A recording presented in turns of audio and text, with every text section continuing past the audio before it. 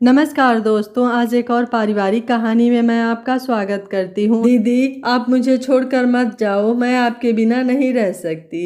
ये कहानी है वाणी और रिया की, दो बहनें जिनमें लगभग 3 साल का ही उम्र का फर्क था। एक दूसरे की जान। सब कहते कि एक दूसरे के बिना तो इनका खाना पीना कुछ नहीं होता। सरला और सुरेश की दो आंखों के तारे। उतनी यातनाएं सास से सुनने के बाद भी सरना ने लड़के के लिए और प्रयास नहीं किए। वो अपनी दोनों बच्चियों से खुश थे। इतना अमीरी में डूबा परिवार तो नहीं था, लेकिन खाने पीने की किसी चीज की कमी भी नहीं थी। सरला की सास अभी जीवित थी। ससुर का पिछले साल हृदयाघात में परलोक पलायन हो चुका था। सास थोड़े कट्टर स्वभाव की थी, जिसका सरला के स्वभाव पर कोई दुष्प्रभाव नहीं पड़ता था। वो हमेशा उनकी हाँ में हाँ मिलाती। सरला को लगता कि बाबूजी के जाने के बाद माँ अकेली हो गई हैं। अब ऐसे में हम ही उनकी भावनाओं की कद्र कर सकते हैं। जो हुआ सो हुआ, क्या हुआ कुछ कह दिया तो हम उनके बच्चे हैं। पर सास के मुंह से यही सुनने को मिलता, कलमुही है, एक पोता नहीं जना, मेरे वंश का नाश हो गया। ये दो छोरियां ससुराल चली जाएंगी तो कोई तुम्हें पानी पिलाने वाला नहीं होगा। हाँ, मन में टीस करते थे ये शब्द, पर वो हंसकर टाल देती थीं। धीरे धीरे बेटियां यौवन की दहलीज की ओर कदम रख रही थीं। सरला और सुरेश के संस्कार उनमें कूट कूट कर भरे थे। एक दूसरे के लिए अपार प्रेम था हृदय में। किसी भी परिस्थिति में एक दूसरे के लिए मदद को तैयार थे। अरे सरला, कुछ तैयारी करी है या नहीं? मेरी बेटी अपने बेटे के साथ आ रही है। जी अम्मा, सब हो गया। जीजी की पसंद का गाजर का हलवा बन गया, सब्जी तैयार है। जब आएंगी गर्म गर्म पूड़ियाँ उतार दूंगी। और मेरे लाल के लिए, उसे राजभोग पसंद है। सुरेश से कह दिया ना ले आएगा आते वक्त? जी अम्मा, कह दिया। सरला की ननद रेखा, जो उम्र में सरला से छोटी थी, पर माँ की कड़वी जुबान का असर अच्छे से उसकी स्वभाव की व्याख्या करता था। उनका बेटा रोहित इकलौती संतान के नाम पर नानीवाड़ी में तांडव करता था। वो भी लगभग वाड़ी और रिया की हम उम्र का ही था, पर बचपना और लाड उसके स्वभाव के गुण थे। अक्सर सरला को ये ताना मिलता था, देख मेरी बेटी ने कुल को रोशन किया और एक तू है कि मेरे बेटे का सुख न दे सकी। मन ही मन जी दुखता था सरला का, पर क्या कर सकती थी। अरे भाभी, कहाँ हो? अरे जीजी आ गई। छोटी थी फिर भी मान बड़ों जैसा लेती थी। इस बार तो तुम्हारे आंगन में खुशियों के समाचार लाई हूँ। अरे जीजी, आप आई क्या? ये सबसे बड़ी खुशी नहीं है? आओ बैठो, जल पियो। अरे भाभी, ऐसी खुशखबरी लाई हूँ कि पानी से काम न चलेगा। अरे जीजी, गाजर का हलवा तैयार है और रोहित, आपका राजभोग भी मामा जी पहले ही ला दिए थे। अरे रेखा, अब तो रुक कर ही जाना तू, 2 दिन से ज्यादा रुकती ही नहीं। अरे माँ, क्या करूँ, घर पर कोई नहीं होता तो इन्हें खाने पीने की समस्या हो जाती है। पर इस बार 5-6 दिन तो रुकूंगी ही। पहले मेरी बात सुनो। अपनी बाड़ी और रिया के लिए शादी का एक अच्छा रिश्ता लाई हूँ। घर परिवार देखा हुआ है, मेरी जेठानी की जान पहचान का रिश्ता है। 2 बेटे हैं, हम उम्र ही हैं, दोनों एक ही घर में देवरानी जेठानी बनकर राज करेंगी। अच्छा कारोबार है, दोनों बेटे दिखने में भी अच्छे हैं और मिलजुल कर अपने पिता का बिजनेस संभालते हैं। पर जीजी, एक ही घर में दोनों बहनें, क्या दोनों के बीच सामंजस्य हो पाएगा? बहन का रिश्ता अलग होता है, पर रिश्तों के नाम बदलते हैं तो रंग स्वभाव में भी चढ़ता है। अरे भाभी, दोनों बहनें हैं तो ससुराल में भी बहनें ही रहेंगी। आप क्यों उनके बीच ये रिश्तों के नाम ला रही हैं? और आपको आपके संस्कारों पर भरोसा नहीं? एक घर में रिश्ता करने की बात सुनकर सरला थोड़ी खुश तो थी, पर एक चिंता थी जो खाए जा रही थी। जब एक बहनें एक दूसरे की देवरानी और जेठानी के रूप में रूबरू होंगी, तो ये बहनों का रिश्ता कहीं दब ना जाए। क्योंकि सास कभी माँ नहीं होती और सास बहुओं को एक होकर रहने ही नहीं देती। कोई ना कोई मनमुटाव पैदा हो ही जाता है। तभी वहाँ वाणी और रिया आ जाते हैं। माँ, मुझे नहीं करनी शादी, अभी मुझे पढ़ लिख कर नौकरी करनी है, आप दीदी की शादी कर दो। अरे ये देखो, नौकरी करेगी, वाणी की दादी ने कहा। भला ससुराल में घर का चूल्हा चौका करेगी या नौकरी? भला परिवार ढूंढी है तेरी बुआ, एक ही घर में जाओगी, साथ रहोगी, एक दूसरे का साथ देना। तभी रिया ने कहा, क्या हम दोनों की शादी एक ही घर में? ये तो बहुत अच्छा है, मैं और वाड़ी दोनों हमेशा साथ रहेंगे, हमें कोई अलग नहीं कर पाएगा। अरे ये मैं क्या सुन रहा हूँ, मेरी बेटियों को इस घर से भगाने की योजनाएं बनाई जा रही हैं। सरला खामोश थी। पता था उसकी एक नहीं चलने वाली। जहाँ उसकी सास ननद मिल जाए वहाँ तो ये भी चुप्पी धारण कर लेते। पर एक बात उसने तय कर ली थी कि कोई भी फैसला हो और सोच समझ कर ही होगा, ताकि कल को पछताना नहीं पड़े। यहाँ सकारात्मक बात यह थी कि दोनों बहनें एक साथ जाने के लिए बहुत खुश थीं। तभी सुरेश ने कहा, मिल लेते हैं उनसे तो पता चले कैसे लोग हैं। सरला भी राजी थी। मिले बिना कोई निर्णय लेना बेकार है। कुछ समय बाद दोनों परिवारों का मिलन समय तय किया गया। मिलान का स्थान सुरेश का घर ही तय हुआ। सारी तैयारियां जोरों पर थी। अरे सरला, दोनों बेटियों को ब्यूटी पार्लर भेज दे, थोड़ी सुंदर लगेंगी तो कम समय लगेगा उन्हें हामी भरने में। सरला ने वैसा ही किया। तरह तरह की मिठाइयों से घर महक रहा था। साफ सफाई भी अच्छे से करा दी गई थी। आज सुरेश जी ने छुट्टी ले ली थी। उन लोगों के आगमन का समय हो गया था। रेखा भी उन्हीं के साथ सम्मिलित थी। सुलेखा अपने दोनों बेटों और पति के साथ पधारी। बड़े ही विनम्रता से सरला और सुरेश ने उनका स्वागत किया। वाणी और रिया अपने कमरों में थी। सरला ने दोनों लड़कों को देखा। दोनों बहुत ही बढ़िया थे। दोनों ने उन्हें चरण स्पर्श किए तो वह खुश हो गईं। आओ बेटा, ये हमारी सास हैं, दादी जी। उन्होंने दादी जी के भी चरण स्पर्श किए। अरे भाभी, वाणी और रिया को भी बुला लो। सभी को सम्मान के साथ बिठाया गया। थोड़ी देर में दोनों बेटियां भी आ गई। दोनों ने लाल रंग की साड़ी पहनी थी। बहुत ही सुंदर लग रही थी। जी, इनमें से बड़ी बिटिया कौन है? जी वाणी, ये है बड़ी बिटिया और ये है रिया, छोटी बेटी। ये मेरा बड़ा बेटा राघव और छोटा बेटा राहुल। अरे बहन जी, हमें आपकी दोनों बेटियां पसंद है। आप निश्चिंत रहिए। जैसी ये यहाँ है वैसी ही ससुराल में रहेंगी। इन्हें किसी चीज़ की चिंता नहीं होगी। ये सुनकर सरला के दिल को राहत मिली। बस समय सीमा तय कर दी गई। मुहूर्त के हिसाब से तारीख निकल गई और दोनों बेटियों की विदाई की घड़ी आ गई। मेरा आंगन तो सूना हो जाएगा। मेरी दोनों बेटियां एक साथ विदा हो जाएंगी। सरला की आंखों से छलकते आंसू सुरेश जी के कंधे भिगो रहे थे। अब ये घड़ी तो आनी ही थी सरला। तुम तो खुश हो जाओ कि हमारी बेटियां हमेशा साथ रहेंगी। विदाई का मुहूर्त बीता जा रहा था। विदाई में माँ ने ये सीख दी कि चाहे कुछ भी हो जाए पर यह ध्यान रहे कि तुम एक ही कोख की संतान हो। एक ही रक्त है दोनों में। एक दूसरे का साथ कभी नहीं छोड़ना।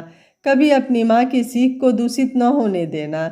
दोनों बेटियां बहू बनकर सुलेखा जी की दहलीज पर स्वागत के लिए खड़ी थीं। सुलेखा जी के तो पैर जमीन पर नहीं थे। एक साथ दोनों बहुओं का मुंह देख लिया था। रस्में अपनी तय मुहूर्त से चल रही थी। दोनों बहनों को अपने घर का आंगन छोड़ने का दुख तो था, पर एक साथ होने की खुशी भी थी। रस्मों के बीच में अचानक से तेज आवाज में सुलेखा जी ने रूपा को आवाज लगाई। रूपा, कहाँ मर गई थी? एक बार बोलने पर सुनाई नहीं देता क्या? तेरे पीछे पीछे मैं भी भागती रहूं? ना अम्मा, माफ कर दो। उसके हाथ कांप रहे थे। इतनी तेज आवाज सुनकर तो बाड़ी भी सहम गई। वो पहले से सहमे स्वभाव की थी, पर रिया स्वभाव में तेज थी। पर अभी तक जो मधुर आवाज में बेटा बेटा करके बातें कर रही थी, उनका अचानक बदलता स्वभाव देखकर दोनों बहुएं हैरान थी। जिस तरह से सुलेखा जी ने आवाज लगाई, बाड़ी घबरा गई।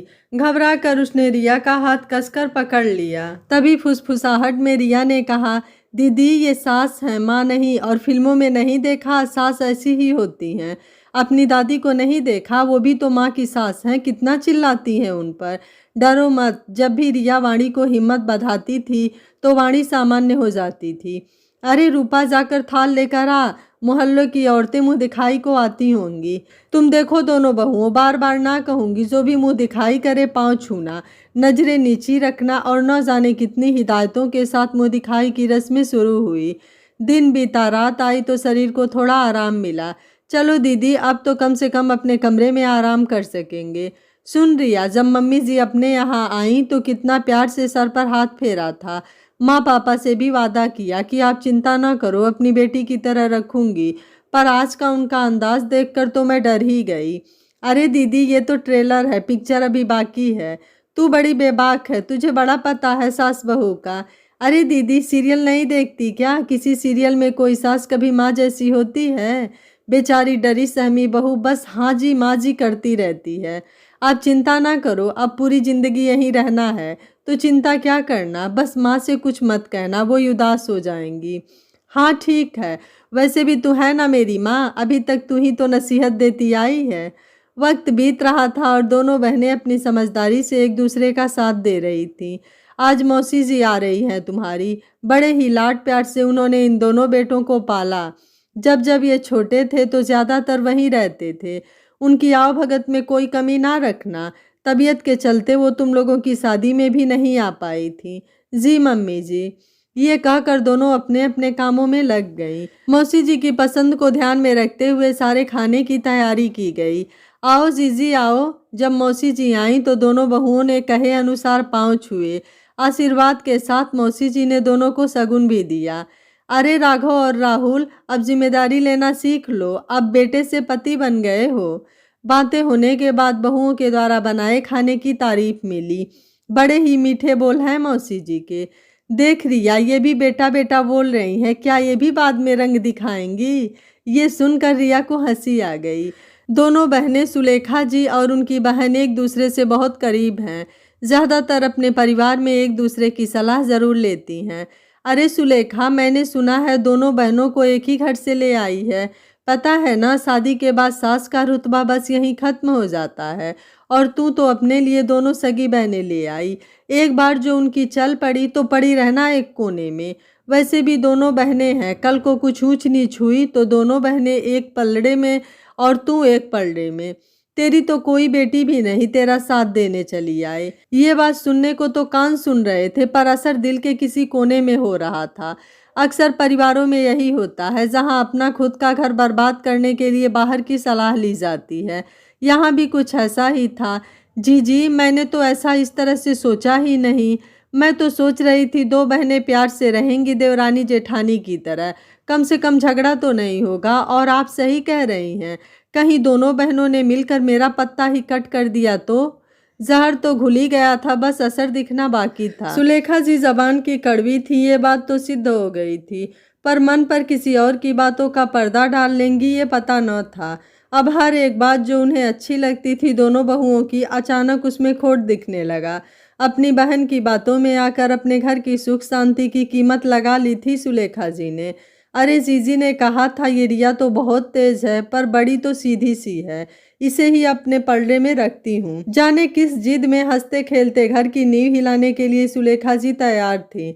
अरे राहुल, तुम बोल रहे थे ना कि तुम्हें कहीं घूमने जाना है। वो कहाँ का नाम लिया था तुमने? हाँ माँ, गोवा जाना है। तो ठीक है ना, तुम चारों एक साथ चले जाओ। एक साथ घूमना भी हो जाएगा और मस्ती भी। ये सुनकर रिया और वाणी खुश हो गई। वैसे भी दोनों को हर जगह साथ रहने में मज़ा आता है। कुछ ऐसा ही स्वभाव राघव और राहुल का था। ठीक है माँ, मैं चारों की कल शाम की ही टिकट करा लेता हूँ। ठीक है। रसोई में जब रिया और वाणी रात के खाने की तैयारी कर रहे थे तो अचानक रिया ने कहा, दीदी ये रोटियां मैं बना लेती हूँ, आप ये सब्जी बना लो। मैं फिर जल्दी से मेरी पैकिंग कर लूँगी, फिर आपकी भी मदद कर दूँगी। बाहर चौके में कान लगाए सुलेखा जी सब विवरण देख रही थी। रिया थी भी थोड़ी चुलबुली, हमेशा की तरह अपनी बहन पर काम छोड़ जाया करती थी। वाणी हमेशा शिकायत करती थी माँ से, देखो ना माँ, ये अपने हिस्से का काम भी नहीं करती। अरे कर देना बिटिया, तेरी छोटी बहन है। पर यहाँ माँ की तरह बातों को नज़रअंदाज करने वाला कोई नहीं था। पीछे से आवाज़ आई, किसी को इतना भी अपने सीधे स्वभाव का फ़ायदा मत उठाने दो कि अपने हक का भी बोलना भूल जाओ।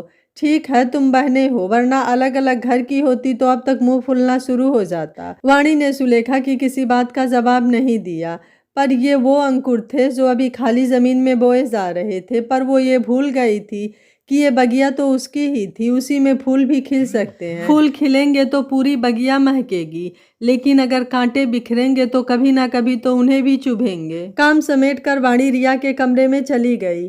देख रिया की बच्ची बड़ी चंट है, पैकिंग शुरू भी कर दी मेरे बिना। अरे दीदी आओ, चिंता मत करो, मैं पूरी पैकिंग करूंगी आपकी। ये सुनकर वाणी खुश हो गई। कल शाम की टिकट है, कल सुबह हम शॉपिंग पर चलेंगे, जीन्स टॉप या शर्ट्स लेकर आएंगे। तू पागल है क्या? माँ जी को पता चलेगा तो मतलब आप अपने हनीमून पर साड़ी पहन कर जाओगी? मैं तो नहीं जाऊंगी, मैं तो राहुल जी को बोल चुकी हूँ कि मुझे कल शॉपिंग करनी है। ठीक है, मैं भी राघव जी से पूछ लेती हूँ। ये कहकर वाणी अपने कमरे में चली गई। कमरे में राघव वाणी का इंतजार कर रहा था। राघव जी एक बात पूछूं? हाँ पूछो। क्या मैं गोवा में जीन्स टॉप ले सकती हूँ? अरे वाह, तुम पहनती हो तो लो, ज़रूर लो, माँ जी को बुरा तो नहीं लगेगा। अब हमारे हनीमून में माँ कहाँ से आ गई? जो तुम्हें पहनना है वो पहनो। अगले दिन सुबह अचानक रिया ने कहा, जीजू आपने दीदी को जींस पहनने के लिए हाँ कहा कि नहीं? और रिया ये कहकर हंसने लगी। तभी पीछे से आवाज़ आई, रिया बहू, ये क्या तरीका है अपने जेठ जी से बात करने का? माना वाणी तुम्हारी बहन है, पर जीजा जी का रिश्ता तुम अपने मायके में निभाना। यहाँ कायदे से रहो, यहाँ कोई ये नहीं देखेगा कि तुम बाड़ी की बहन हो, यही सब देखेंगे कि जेठानी देवरानी हो। इस लिहाज से ये तुम्हारे जेठ जी हैं। आती होठों की हंसी जैसे छिन गई। जिस खुले मन से रिया इन रिश्तों को अपना रही थी, उसे नहीं पता था कि यहाँ रिश्तों को नाम के कायदों में बांध दिया जाएगा। आज रिया का मन दुखा, वाणी को भी बहुत बुरा लगा। सुलेखा जी की बातों ने रिया का दिल तोड़ दिया था, पर वाणी का मरहम रिया के लिए काफी था। तू क्यों सोच रही है इतना? क्या हो गया सो कह दिया कुछ तो। तू ही तो ज्ञान देती है कि सास ऐसी ही होती हैं। तू सीरियल नहीं देखती क्या? इन बातों को सुनकर रिया के चेहरे पर हंसी आ गई और वाणी ने रिया के आंसू पोंछे। दोनों बहनें जी जान से एक दूसरे की परवाह करती थीं। एक को परेशानी होती तो एक दवा बन जाती। देखिए, रोना धोना बंद कर, राहुल भैया आते ही होंगे। हमें बाहर जाकर जींस भी तो खरीदनी है। ये सुनकर रिया खुश हो गई। बचपना अभी गया नहीं था। एक माँ ताउम्र अपने बच्चों में बचपना जिंदा रखती है और ससुराल की दहलीज कहती है कि अपना बचपना अपने मायके में ही छोड़ कर आना। बड़ी खुशी खुशी चारों अपने हनीमून के लिए रवाना हो गए। देख रिया, तू तो कह रही थी कि भला साड़ी में कोई हनीमून पर जाता है। अब तू भी तो साड़ी पहनी है। आप मुझे जानती नहीं, बस अभी आती हूँ। थोड़ी देर में रिया पहले से ही एक जोड़ी कपड़े बैग में निकाल ली थी, जो वो ट्रेन में बदल ली। देखो, यहाँ कोई सासू नहीं और कोई बहू नहीं, पर तुम्हारे जेठ जी तो है ना, राघव ने कहा। ये सुन चारों की चारों ठहाके मारकर हंसने लगे। अब जीजू, यहाँ आप बस जीजू ही बनकर रहिए, जेठ जी नहीं, वरना मैं एंजॉय नहीं कर पाऊंगी। अरे मैं तो तुम्हारी टांग खींच रहा था। अरे वाणी, तुमने रिया की तरह कपड़े बैग में नहीं रखे थे क्या? राघव ने पूछा। नहीं ना, इस पगली ने मुझे तो ये बताया ही नहीं। हाँ, सब मैं ही बताऊं, खुद भी कुछ कर लिया करो दीदी, रिया झट से बोली। अब बैठी रहो ट्रेन में भी साड़ी में ही। आप अपने हनीमून पर साड़ी में ही जाओगी। वाणी ने रिया की तरफ मुंह बना दिया। ये छोटी मोटी नोक झोंक तो दोनों के बीच रोज का था, क्योंकि रिया वाणी को तंग किए बिना नहीं रहती थी और वाणी बेचारी सीधी सादी अपना मन मार कर रह जाती। तभी वाणी का फोन बजा। चुप हो जाओ, मम्मी जी का फोन है। राधे राधे मम्मी जी। राधे राधे। अरे वाणी बहू, तुम लोग अच्छे से बैठ गए ना ट्रेन में? कोई तकलीफ तो नहीं हुई? नहीं मम्मी जी, हम सब अच्छे से बैठ गए। चलो, बाल गोपाल की कृपा से अच्छे से जाना सब, और अच्छी खबर लाना। जी मम्मी जी। ये कहकर वाणी ने फोन काट दिया। क्या कहा मम्मी जी ने? रिया ने पूछा। मुझसे अभी भी नाराज हैं क्या? नहीं पगली, वो तो कह रही थी कि अच्छे से जाना, फिर बोली कि अच्छी खबर लाना। कौन सी खबर की बात कर रही थी? अरे दीदी, आपसे कह रही थी कि आप उन्हें जल्दी दादी बना दो। ये सुनकर वाणी का चेहरा शर्म से लाल हो गया। तो सही कहा ना जीजू? राघव ने हामी में सिर हिलाया। राहुल तो अपने फोन में व्यस्त ही रहता था, पर रिया अपना एंजॉय पूरा करती थी। तभी वाणी ने रिया को अपनी ओर खींचा। अच्छा जी, मैं उन्हें दादी बनाऊं? तू बना दे, शादी तो दोनों की साथ ही हुई है। वाणी ने रिया से कहा। ना जी, मैं तो राहुल से कह चुकी हूँ कि 1 साल तक कोई बच्चा नहीं। मैं पहले अपनी जिंदगी तो जी लूं, वरना बच्चा होने के बाद तो उसी में लगे रहो। वाह जी, खुद को तो अपनी जिंदगी जीनी है, और मेरी क्या दुश्मनी है जिंदगी से? अरे दीदी, आप बड़ी बहू हो तो आपसे सबसे पहले इच्छा करेंगी, है ना? आप परेशान क्यों हो रही हो? ये तो वैसे भी शादी के बाद सब पीछे पड़ जाते हैं। आप अपने हिसाब से योजना बनाओ। तू भी ना, बड़ी मैं हूँ और तू बड़ी ज्ञानी बातें करती है। कहाँ से सीखती है ये सब? कुछ भी। दीदी, आप सीरियल नहीं देखती क्या? यही होता है। ये तू घर पर दादी के साथ सीरियल देख देख कर खूब ज्ञान इकट्ठा कर ली है, और आप तो बस किताबों में ही उलझी रहती थी। देखो क्या काम आ रहा है किताब, रसोई के चूल्हे में काम आएगी। ये सोच सोच कर रिया बहुत परेशान होती थी। वो हमेशा से जॉब करना चाहती थी, पर यह भी जानती थी कि शादी के बाद ससुराल में बस रोटियां सेकनी है, अपनी किस्मत नहीं। तू क्यों दुखी होती है रिया? जाने दे, ये 4 दिन हम मस्ती करेंगे।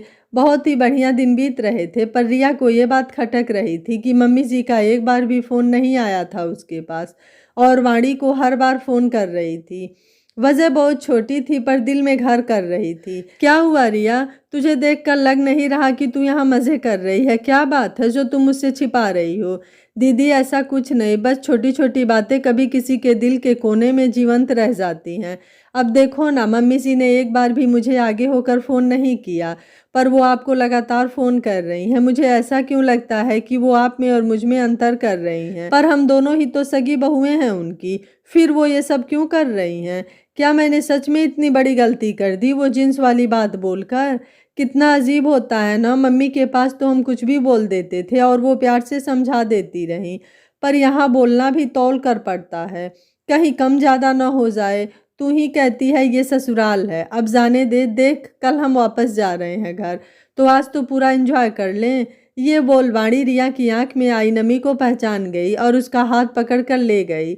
घर लौटने के बाद भी ऐसी छोटी छोटी बातें होती रहती थी जो उन दोनों के मन को दुखी कर जाती थी। ऐसे ही एक दिन रिया को हलवा बनाने की फरमाइश की गई। अभी तक तो दोनों रसोई में एक साथ होते थे, तो रिया जो काम नहीं कर पाती थी वो झट से वाणी को बोल देती थी और बाहर आकर कह देती थी कि रिया ने बनाया है। पर आज तो परीक्षा की घड़ी थी। वाणी को सुलेखा ने अपने पास बिठा रखा था। वो भी घबरा रही थी, जानती थी कि रिया को हलवा बनाना नहीं आता। वो तो बस वाहवाही लेने को तैयार रहती थी। हाथों की मुट्ठी बनाकर घबराहट के मारे रिया समझ नहीं पा रही थी कि हलवा कैसे बनाऊं। कितना बोला था दीदी ने, एक नज़र सीख ले मुझसे, कभी मैं साथ ना हुई तो। और आज वो घड़ी आ ही गई थी जब दीदी साथ नहीं थी। घबराहट के मारे जैसे तैसे उसने हलवा बनाया। हलवे की जगह लापसी बन गई। जब उसने खाने के लिए परोसा तो वाणी के हाथ पैर कांप रहे थे। आज तो भांडा फूटने वाला था। अभी 4 दिन पहले रिया के हाथ के हलवे की सबने तारीफ की थी। बेशक वो हलवा वाणी ने बनाया था पर नाम तो रिया का था। अब तो पोल खुल ही जाएगी। माँ जी ने हलवा चखा, बड़े अजीब सा मुंह बना। ये क्या बनाई हो? ये तुमने बनाया है? तबीयत तो ठीक है? अभी पिछली बार तो मैं उंगली चाट चाट के खाई थी, और आज ये हलवा तो कोई खा ही नहीं सकता। कच्चा आटा स्वाद बिगाड़ रहा है इसका। मन ही मन सुलेखा जी समझ गई थी कि मेहनत वाड़ी की थी और रिया फायदा उठा रही थी उनके सोच के हिसाब से। आज रिया के हाथ के हलवे का स्वाद चख कर सुलेखा जी ने एक फैसला किया। अब मेरी बात कान खोल कर सुन लो। सुबह का खाना रिया बनाएगी और शाम का वाड़ी। सब अपना काम समय पर करेंगी, एक साथ नहीं। मुझे सब समझ आ रहा है। वाणी बहू, तुम मुझे बेवकूफ़ समझती हो? इतने सालों का तजुर्बा है। भाप लेती हूँ कि कौन क्या कर सकता है। इस रिया बहू पर खाना बनाना नहीं आता, बस सारा टाइम तुम्हारे साथ रसोई में खड़े रहने का नाटक करती है। हाथ में मोबाइल रहता है सारा दिन। कब तक तुम बड़ी बहन होने का बोझ उठाओगी? तुम्हें तो बड़े ऐंठ से जेठानी बनना चाहिए और तुम इससे दबती रहती हो। ये सारी बातें रिया के सामने हो रही थी। मन टुकड़े टुकड़े हो गया। आज वाणी और रिया के बीच खिंची गई ये पहली लाइन थी जिसे पार करने से मना किया गया था। वाणी तो शुरू से ही सारे कामों में निपुण थी, बस सीधी साधी थी। पर रिया हमेशा वाणी और माँ की आड़ में बच्ची बनकर ही रही। पर यहाँ उसे बड़े होने का प्रमाण देना था। रिया दौड़कर अपने कमरे में चली गई। वाणी भी उसके पीछे पीछे भागी। वाणी ने पीछे से रिया को जकड़ लिया। रिया बहुत रोई। आज अरे चुप हो जा, बोला ना, सास तो ऐसी ही होती है। सीरियल नहीं देखती क्या? वाणी ने कहा। हाँ दीदी, आपको कोई फर्क नहीं पड़ता, पर आज बेइज्जती तो मेरी हुई है। आपका क्या है? आप तो महान बन गई। वैसे भी आप तो उनकी पसंदीदा बहू हैं। ये बात तेरे मेरे बीच में कैसे आ गई रिया? क्या ये शुरुआत थी दोनों बहनों के मनमुटाव की? सच कहते हैं लोग, बोए बीज बबूल के तो आम कहाँ से हो। ऐसा ही कुछ सुलेखा जी अपनी बगिया में कर रही थी। आज जो कुछ भी हुआ उसके बाद एक नकारात्मक तस्वीर बन चुकी थी सुलेखा जी की रिया के सामने, पर वो गुस्सा अपनी बहन पर निकाल रही थी। देख रिया, माँ जी ने जो कुछ भी कहा वो उन्होंने कहा। तू मुझसे क्यों नाराज़ है? देख, मुझे बिल्कुल अच्छा नहीं लगता जब तू नाराज़ होती है। माँ क्या कहती हैं, चाहे जो कुछ हो जाए, पर ये याद रखना कि तुम एक ही कोख की संतान हो। एक दूसरे का साथ कभी ना छोड़ना। दीदी, मुझे डर लग रहा है। क्यों मम्मी जी मेरे साथ ऐसा कर रही हैं? क्यों वो नहीं पसंद करती कि मैं पहले की जैसी आप पर हक जताया करूं? वो क्यों आपको मेरी जेठानी बनाने पर तुली हैं? देख, थोड़े दिन की बात है। थोड़े दिन बाद हम मायके जाएंगे। कुछ समय के लिए सब भूल जाएंगे। वहीं तू और मैं खूब मस्ती करेंगे, खूब लड़ेंगे एक दूसरे से। कल मेरी माँ से बात हुई, वो 1-2 दिन में फ़ोन करने वाली हैं मम्मी जी से अनुमति के लिए। ये सुन थोड़ा सुकून मिला रिया को। अभी हालात रिया के लिए मुश्किल हो गए थे, क्योंकि अभी तक तो वाणी के साथ सफ़र अच्छा कट रहा था रसोई का, पर अब तो हुक्म का पालन करना था। अब तो अकेले ही रसोई में एक वक्त का खाना बनाना था।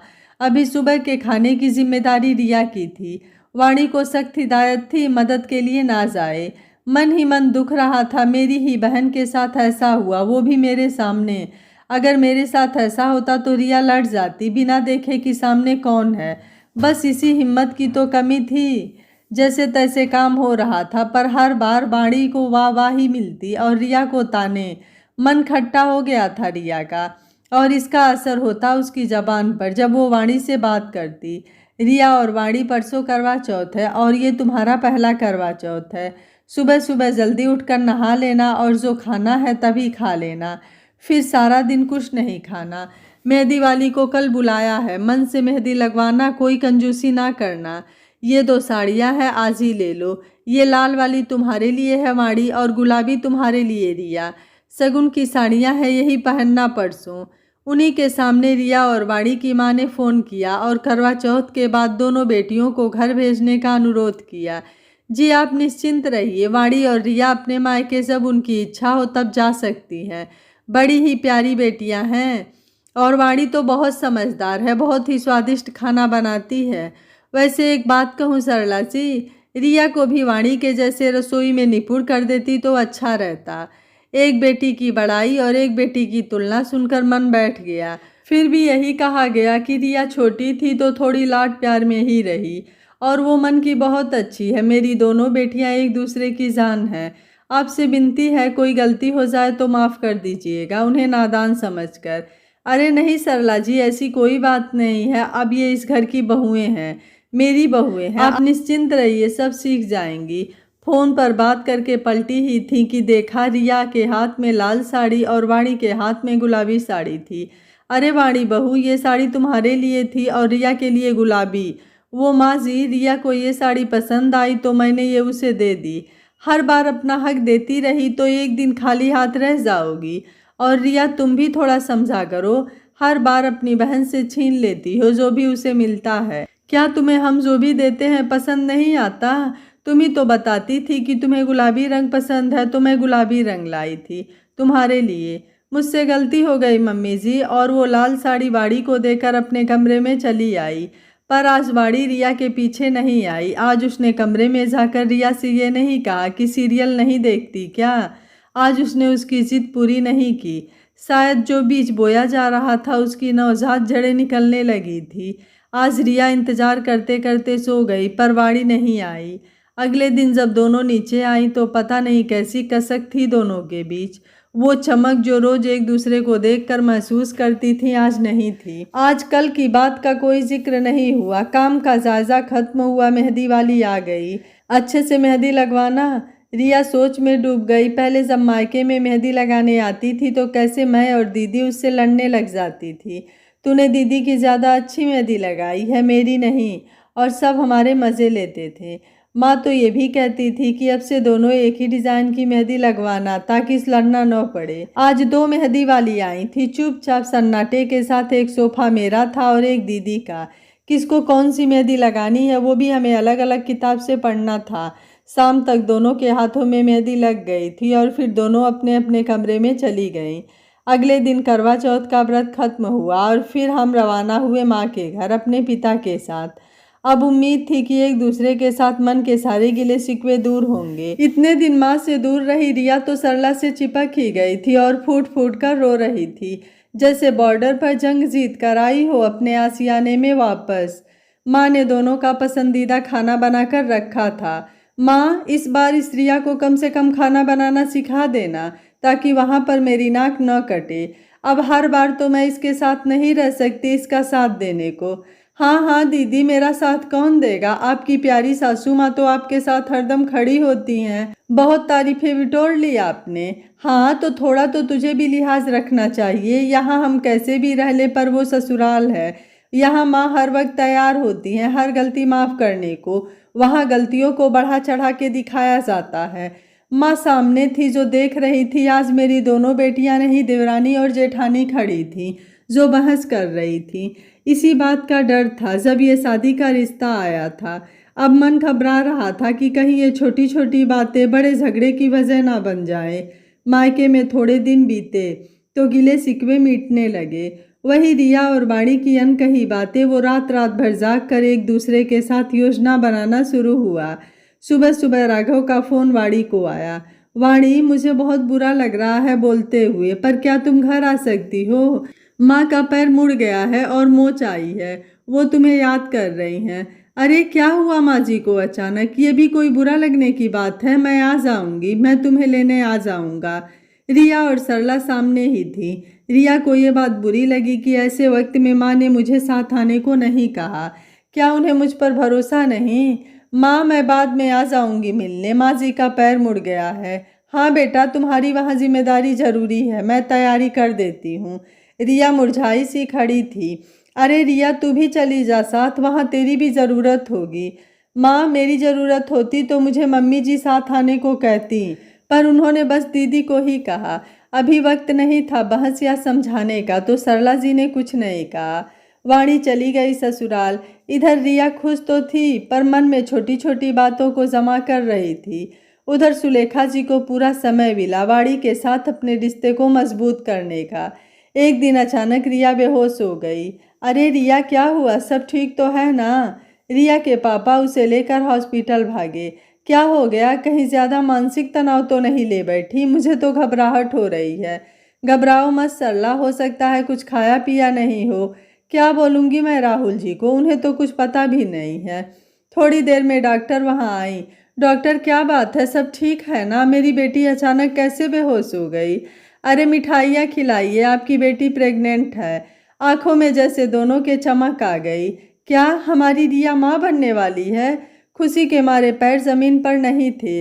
अरे वाणी भी यही होती तो अच्छा होता। ये सुन रिया की माँ की हंसी अचानक मायूस हो गई। वाणी बड़ी है और कहीं उसके मन में कुछ बात आ गई तो?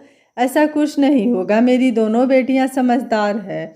अब मैं ये खुशी मनाऊंगी और अपनी रिया को भर भर कर आशीर्वाद दूंगी। इससे पहले सुलेखा जी को ये खुशखबरी दूं। सरला ने सुलेखा जी को फ़ोन किया। राधे राधे, कैसी हैं आप? मैं ठीक हूँ। अब आप कैसी हैं? सुलेखा जी ने वापस पूछा। मैं अच्छी हूँ, आपको खुशखबरी देनी थी। अरे आप दादी बनने वाली हैं, हमारी रिया पेट से है। क्या मैं दादी बनने वाली हूँ? आपको भी बधाई। रिया कहाँ है? आज तो खाटू महाराज की कृपा से मेरे घर में रोशनी हो गई। मैं बहुत खुश हूँ। रिया से बात करा दीजिए। अभी वो अस्पताल में है, अभी आराम कर रही है, थोड़ी देर में बात कराती हूँ। वाणी से बात करा दीजिए। अरे वाणी, इधर आ। वाणी ने पूछा, क्या हुआ मम्मी जी? अरे तू ताई बनने वाली है, हमारे घर में बाल गोपाल आने वाले हैं। रिया पेट से है। ये सुन वाणी के चेहरे पर खुशी दिखाई नहीं दी। सुलेखा समझ गई। सरला जी, मैं बाद में बात करती हूँ। वाणी का इस तरह से नज़रअंदाज करना सरला को सब कुछ कह गया। वैसे भी एक माँ को जज्बात समझने के लिए ज़रूरी नहीं कि बच्चा सामने हो। वाणी को मैं बाद में समझा दूंगी, पर अभी वक्त है कि रिया को खूब खुश रखूं। अरे रिया, बहुत बहुत बधाई तुम्हें, बहुत सारा आशीर्वाद मुझे इस खुशी को महसूस कराने के लिए। क्या हुआ माँ? मैं अस्पताल में हूँ और आप खुश हो रही हैं? अरे मेरी गुड़िया, अब तो बड़ी हो जा, अब किसी और को भी संभालना है तुझे। मम्मा, मतलब मैं नानी बनने वाली हूँ और तुम माँ? क्या? एक हल्की सी मुस्कुराहट रिया के चेहरे पर उभर आई। आज तो सुलेखा जी के पांव जमीन पर नहीं हैं। इतनी बड़ी खुशखबरी मिली उन्हें। और दीदी? रिया ने अनचाहा सवाल किया। अरे वाणी तो खुशी से उछल रही थी, कह रही थी कि काश वो यहाँ तेरे पास होती। सच माँ? दीदी ने ऐसा बोला? हाँ, तो मैं झूठ बोलूँगी? थोड़े समय बाद रिया को डिस्चार्ज कर दिया गया। राहुल भी घर के लिए निकल गया था। दादी ने नज़र उतारी। घर पर जैसे खुशी जगमगा रही थी। बस कमी थी वाणी की, जिसे हर कोई महसूस कर रहा था। थोड़े समय बाद राहुल भी आ गए। सुलेखा ने भर भर के आशीर्वाद के साथ मिठाइयाँ और तोहफे भेजे थे, पर सख्त हिदायत दी थी कि थोड़े दिन उसे मायके में ही रहने दें। सब बहुत खुश थे। थोड़े समय बाद रिया अपने ससुराल वापस आ गई, पर इस बीच एक बार भी वाणी का फ़ोन उसे नहीं आया। उसका मन घबरा रहा था। सच तो था कि वो अभी नहीं चाहती थी उसे बच्चे की जिम्मेदारी उठानी पड़े, पर किसी का जन्म मरण तो रोके नहीं रुकता। शायद यही होना लिखा था। उधर रिया जब ससुराल पहुंची तो ना केवल वहां उसका नया सवेरा था, बल्कि नई खुशियां उसका इंतजार कर रही थी। पर मन अभी भी अपनी बहन को ढूंढ रहा था, जो कहीं ससुराल के रिश्ते में खो गई थी। उसकी नादानियां इतनी बड़ी ना थी। जब तक माँ थी तो सब कुछ संभल गया। जहां माँ का आंचल उड़ा, वहीं बाहर की हवा ने रिश्तों का आशियाना बर्बाद हो गया। हाथ में आरती का थाल लिए आज बड़ी बहन नहीं, एक जेठानी अपनी देवरानी का स्वागत कर रही थी, जिसके होठों पर वो मुस्कुराहट थी जो आज दिल दुखा रही थी। सुलेखा जी के पांव जमीन पर ही नहीं थे। सारा घर फूलों की महक से महक रहा था। सब अपनी अपनी खुशी का अपने अपने तरीके से जता रहे थे। देखो बाड़ी, अब तुम्हारी बहन की जिम्मेदारी तुम्हारी है। उसका ख्याल रखना, वक्त पर खाना पीना सब तुम्हें ही देखना है। लापरवाही की कोई जगह नहीं है। ऐसा लग रहा था कि अभी तक जो भी खामियां सुलेखा जी को रिया में नजर आ रही थी वो एक पल में गायब हो गई थी।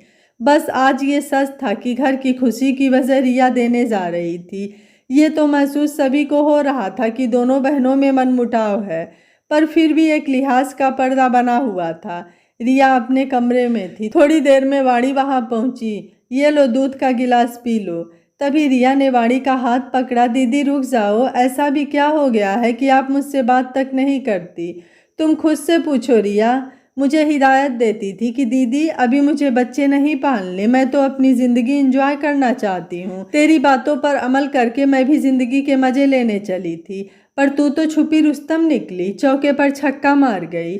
सच कहती थी माँ जी कि किसी को इतना भी अपना हक मत लेने दो कि उसे आदत हो जाए तुम्हारा हक छीनने की।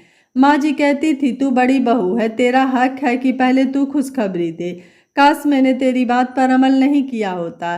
दीदी मेरी बात सुनो, ऐसा नहीं था। वो कुछ बोल पाती इससे पहले ही वाणी हाथ छुड़ाकर चली गई। वक्त बीत रहा था। हर खुशी घर वाले रिया की कदमों में बिछाए थे, फिर भी वो अपनी बहन को सामने होते हुए भी ढूंढ रही थी, पर वो चाह कर भी नहीं ढूंढ पा रही थी। न जाने क्यों सुलेखा जी को सब खबर थी। वो चाहती तो सब कुछ एक पल में ठीक कर देती, पर यहाँ उनका अहम एक सास का रूप ले रहा था, जबकि दोनों को यहाँ एक माँ की जरूरत थी। लगभग 7 महीने बीत चुके थे। वाणी ने राघव को डॉक्टर के पास साथ चलने को कहा। राघव भी चाहता था कि ये खुशी वाणी भी महसूस करे। आखिर अपना बच्चा अपना होता है। वाणी ने ये बात सुलेखा को भी बताई। उसे भी पता था कि वाणी किस परिस्थिति से गुजर रही है। ठीक है, अब दिखा ही दो डॉक्टर को तो अच्छा है। मैं तो पहले ही कहती थी कि इन मामलों में देर नहीं करनी चाहिए। अब देखो रिया तुमसे छोटी है, पर इस मामले में बिल्कुल देर नहीं की। यहाँ उसने समझदारी दिखाई, भले ही उसे घर गृहस्थी चलाना नहीं आता। ये सुनने का मन अभी वाणी का नहीं था, पर कुछ कहने की हिम्मत भी नहीं की थी। डॉक्टर ने कहा कि तुम्हें कोई समस्या नहीं है, पर तुम मानसिक तनाव में हो शायद। कभी कभी ये भी बड़ा कारण हो सकता है कि तुम कंसीव नहीं कर पा रही हो। खुशनुमा मन जितना रहेगा उतना ही आसान होगा तुम्हें कंसीव करना। राघव ने भी पूछा, आखिर तुम्हें किस बात का मानसिक तनाव है? वाणी घर पर सब अच्छा है ना? माँ भी तुम्हें कितना समझती है, और रिया तो तुम्हारी बहन है, उससे ज़्यादा नज़दीक कौन हो सकता है? वही तो वजह है आज मेरे मानसिक तनाव की।